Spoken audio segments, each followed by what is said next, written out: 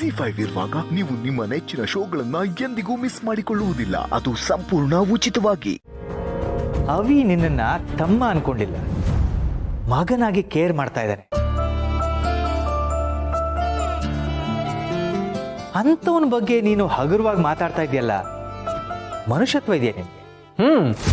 ಹೇಳಿ, ಇನ್ನೂ ಏನೇನು ಹೇಳಬೇಕೋ ಎಲ್ಲ ಹೇಳಿ. ಇಷ್ಟು ದಿನ ಬರೀ ಅಮ್ಮ ಮಗ ಮಾತ್ರ ಒಂದು ಅನ್ಕೊಂಡಿದ್ದೆ, ಈಗ ಅಪ್ಪನೂ ಸೇರ್ಕೊಂಡಾಯ್ತಾ? ನನ್ನ ವಿರುದ್ಧವಾಗಿ ಚೆನ್ನಾಗೇ ಗುಮ್ ಕಟ್ತಿದ್ದೀರಾ. ನನ್ನೊಬ್ಬನ್ ಬೀದಿಗೆ ತಳ್ಳೋದಕ್ಕೆ ನೀವೆಲ್ಲ ಒಂದಾಗ್ಬಿಟ್ರಿ ಅಲ್ವಾ? ಅಭಿ, ಯಾಕೋ ಯಾವಾಗಲೂ ನೆಗೆಟಿವ್ ಆಗಿ ಯೋಚನೆ ಮಾಡ್ತೀಯ? ಎಲ್ಲ ಚೆನ್ನಾಗಾಗತ್ತೆ, ಮುಂದೆ ನಮಗೆ ಒಳ್ಳೆ ದಾರಿ ಇದೆ. ಎಲ್ಲರ ಜೊತೆ ಹೊಂದ್ಕೊಂಡು ಆ ದಾರಿಯಲ್ಲಿ ಸಂತೋಷವಾಗಿ ಹೋಗೋಣ ಅಂತ ನಿನ್ಗೆ ಯಾವತ್ತೂ ಅನ್ಸೋದೇ ಇಲ್ವಾ?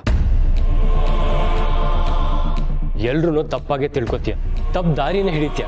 ಯಾಕೋ ಹೀಗಾಗೋದಿ ನೀನು? ಆ ಪ್ರಶ್ನೆನ ನಾನು ನಿನಗೆ ಕೇಳಬೇಕು.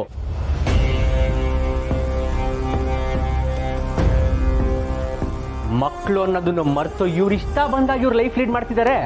ಅಂಥದ್ರಲ್ಲಿ ನೀನ್ ಇವ್ರ ನಾಟಕಗಳನ್ನ ನಂಬ್ಕೊಂಡು ಇವ್ರ ತಾಳು ಕುಣಿತಾ ಇದ್ಯಾ. ನೀನ್ ಯಾಕೆ ಹೀಗಾಗಿದ್ಯಾ? ಎಲ್ಲಿಂದಾನೋ ಬಂದವ್ರನ್ನ ಅಮ್ಮ ಅಂತ ಕರಿತಿದ್ಯಾ.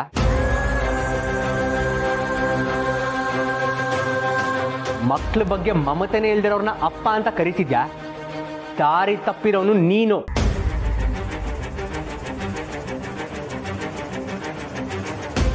ಅಭಿ, ವಿಷಯ ಎಲ್ಲಿಂದ ಎಲ್ಗೋ ಹೋಗೋದು ಬೇಡ. ನಿನಗೆ ಸಂಬಂಧಗಳ ಬೆಲೆ ಗೊತ್ತಿಲ್ಲ, ಭಾವನೆಗಳ ಬಗ್ಗೆ ಮಾತಾಡೋ ಅಷ್ಟು ನೀನು ಬೆಳೆದೂ ಇಲ್ಲ. ಹೌದೌದು, ಈ ಮನೆಯಲ್ಲಿ ಭಾವನೆಗಳ ಬಗ್ಗೆ ಗೊತ್ತಿರೋದು ನಿಮ್ಗಳಿಗೆ ಮಾತ್ರ. ನನಗೆ ಭಾವನೆಗಳೇ ಇಲ್ಲ.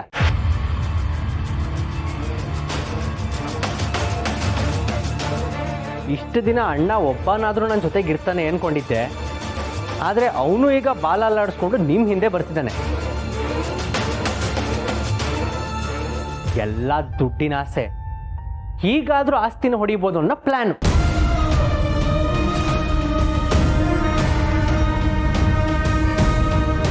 Stop it Abhi. ಇನ್ನು ಒಂದು ಮಾತು ನನ್ನ ಮಗನ ಬಗ್ಗೆ ಮಾತಾಡಿದ್ರೆ ನಾನು ಸುಮ್ಮನೆ ಇರಲ್ಲ.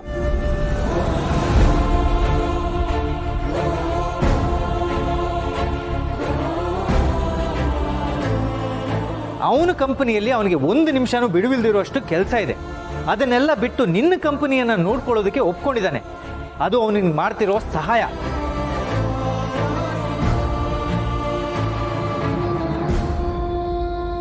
ಏಯ್ ಅಭಿ, ನಿನಗೆ ಜವಾಬ್ದಾರಿನೂ ಇಲ್ಲ, ಒಳ್ಳೇದನ್ನ ಹೇಳಿದ್ರೆ ಒಪ್ಕೊಳ್ಳೋ ಜಾಣತನನೂ ಇಲ್ಲ. ಆದರೆ ಅವಿಗೆ ಜವಾಬ್ದಾರಿನೂ ಇದೆ, ಜಾಣತನನೂ ಇದೆ.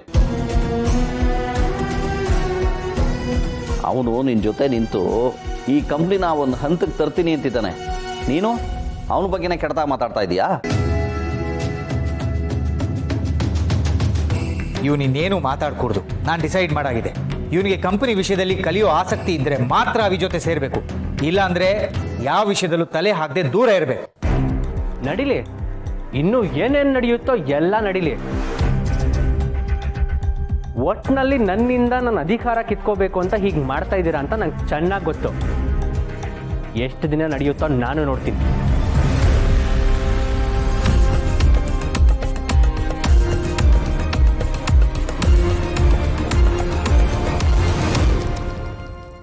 ಅಣ್ಣ, ಅವನದು ಹುಡುಗ ಬುದ್ಧಿ, ಏನೋ ನಾವು ಮಾತಾಡ್ತಾನೆ. ನೀನು ಅದಕ್ಕೆಲ್ಲ ತಲೆ ಕೆಡಿಸ್ಕೋಬೇಡ.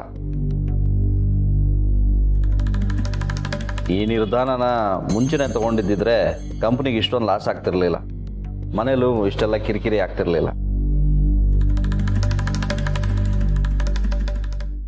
ಈ ಮನೆಯಲ್ಲಿ ಈಗ ಆಗ್ತಿರೋದೆಲ್ಲ ಕಮ್ಮಿನೇ.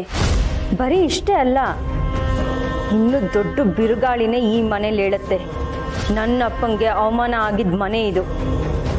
ಇನ್ಮೇಲೆ ಬೀಸೋ ಬಿರುಗಾಳಿಗೆ ಈ ಮನೆಯವರೆಲ್ಲ ಸಿಕ್ಕಾಕೊಂಡು ನರಳಿ ನರಳಿ ಒದ್ದಾಡಬೇಕು. ಹಾಗಾಗತ್ತೆ.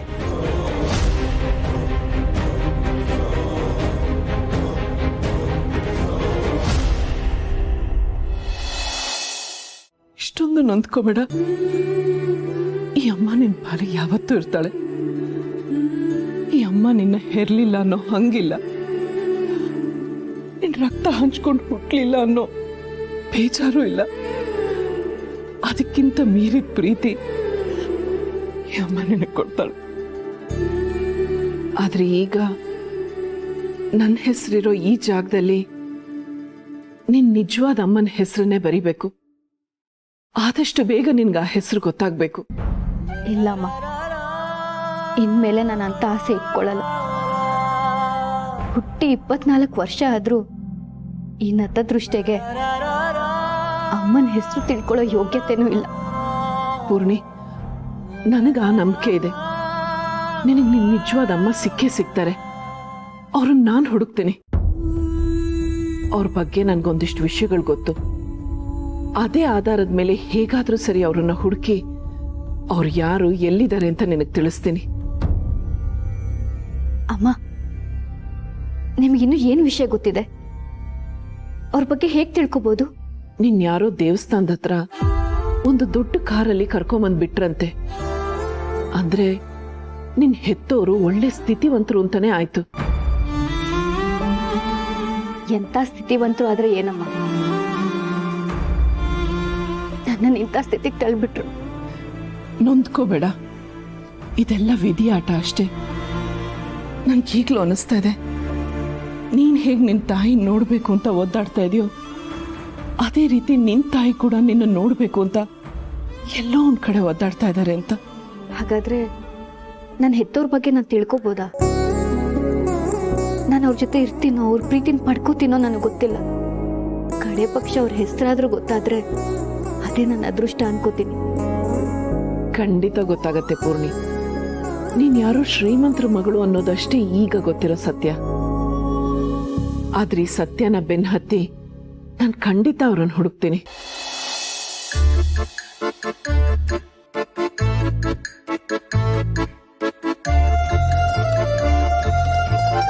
ಸಮರ್ಥ್, ಈ ಸರಿ ವಾಟರ್ ಬಿಲ್ಲು, ಕೇಬಲ್ಲು, ಪೇಪರು ಎಲ್ಲ ಸೇರಿಸಿ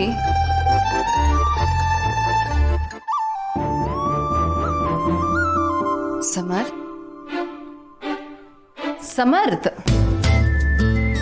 ಸಿರಿ, ಇವತ್ತಿಗೆ 36 ದಿನ.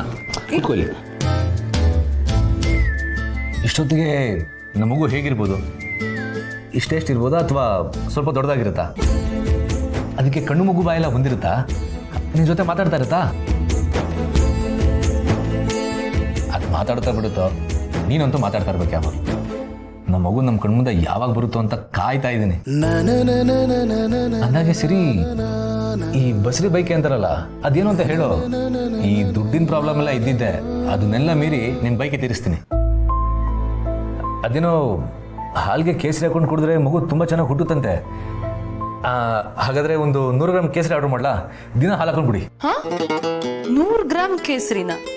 ಹಾ, ನಿಂಗೆ ಬೇಕು ಅಂದ್ರೆ ಹೇಳು, ಅರ್ಧ ಕೆಜಿನ ಆರ್ಡರ್ ಮಾಡ್ತೀನಿ. ಅದಕ್ಕೇನಂತೆ? ಅರ್ಧ ಕೆಜಿ ಕೇಸರಿನ?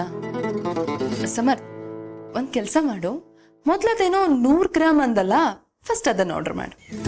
ಅದಕ್ಕೇನಂತೆ? ಆನ್ಲೈನ್ ಪೇಮೆಂಟ್ ಮಾಡಿದ್ರೆ ಆಯ್ತು.